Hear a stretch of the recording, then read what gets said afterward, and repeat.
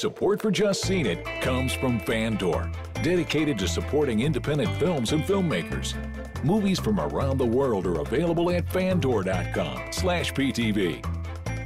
Fandor, all for film.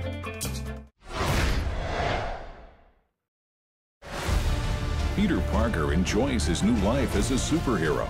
We have plans for you, Peter Parker. But when his newfound abilities come under a number of threats, he not only has to defend himself and his city, but the love of his life in The Amazing Spider-Man 2. Hi, I'm Rachel. I'm here with Jami and Salim to discuss The Amazing Spider-Man 2. We've all just seen it. How amazing was it, Jami? This movie is a mixed bag, and it hurts me to say so because I love Spider-Man, a huge comic book fan. The movie is just all over the place. You know, it's a sequel to, obviously, The Amazing Spider-Man, which was essentially a beat-for-beat remake of Sam Raimi's Spider-Man. Yes. And I enjoyed it, I just didn't see the purpose you wondered why. in it. Yeah, exactly. With this one, it's just, the tone in the first half of the movie is completely wrong. It was like they were trying to do sort of bring the comic book, kind of a cartoonish, bring the comic book to the big screen like Richard Donner's Superman, which in 1979 worked. Yeah. In the age of the modern realistic superhero, doesn't work. I kind of had mixed feelings about the first, about the reboot as well, considering that it really didn't... It didn't need to be done, and it's so recent, the other one is not, like, outdated. It was just done so Sony could keep the rights. They needed the property, use it or lose it. I understand that in terms of a business sense. So for what it was, I enjoyed it. I felt like it was a fantastic romantic comedy that was also married to this Spider-Man movie as well. And I thought that was great. However, all the bad things that were in the first movie, they, for some reason, just... They're magnified. They're magnified like kind of 10 times, and I hated it because this movie is goofy. It's not funny. It's not silly. It takes the goofiness that is in comic books and it just blows it up for whatever reason. Like, for example, Electro is just dumb. And Electro has one of the best costumes in the history of comic book characters, and they made him look like Dr. Manhattan meets Mr. Freeze. And he has terrible character motivations. Well, here's the problem too. Is also I think it's not even just. I mean, I understand what you're saying about the tone and stuff. For me, what kills me about this movie is I don't mind the romantic parts being in there. I think some of them are a little bit overplayed and a little bit too long, those scenes.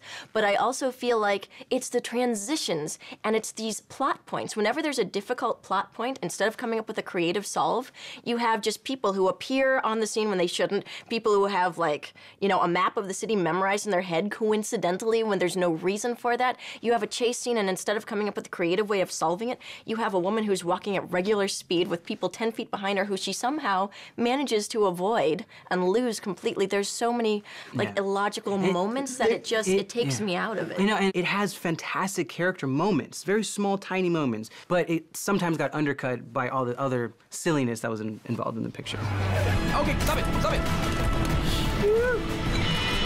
Oh, come on. Hey, wait, come back here. There are great performances in this movie, and I think a lot of the scenes work.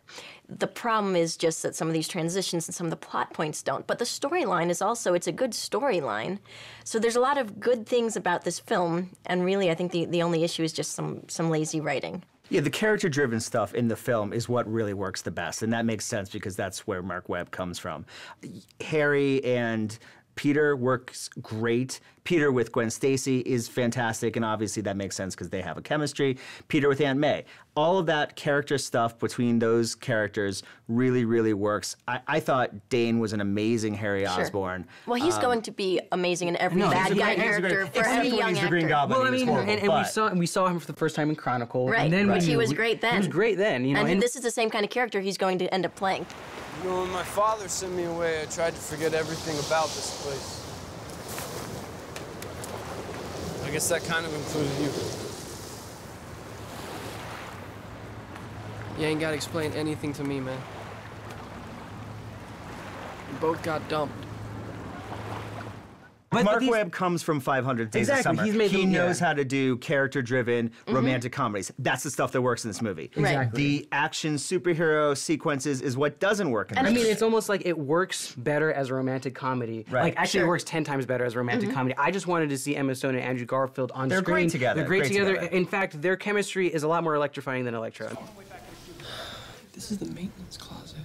This is the most cliched hiding place you could have chosen. This sorry. is the stupidest hiding place. Take us to the Bahamas of hiding places. Listen. 3 times they did this thing that I hate where you beat up somebody, they're obviously on the ground, incapacitated for the moment, you turn your attention somewhere else. For 5 minutes. For 5 seconds, and it's like, oh, I wonder if they're gonna come back. It's manufactured tension, and it's actually insulting as an audience member. No, because that's the And other the scene thing. with Paul Giamatti at the beginning, Exactly. he captures him, just leaves him in a web and Sure. pulls his pants down and walks away. Yeah, it's- Yeah, and all these whistling the people- Spider-Man cartoon theme song, which is Right. so meta and doesn't even make any sense that Spider-Man would know Would know that. it. Exactly. This movie's not as good as it should have been, but it's not awful. Stream it. The movie is really a mixed bag. I think Spider-Man fans will forgive the film's faults.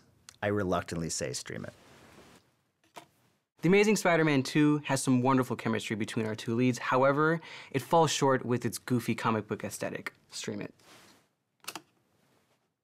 All right, well, our votes add up to 1.5 tickets, which is a stream it for The Amazing Spider-Man 2. Cheers to a better Amazing Spider-Man 3. Look, I'm wearing a web. Oh! Did you get it?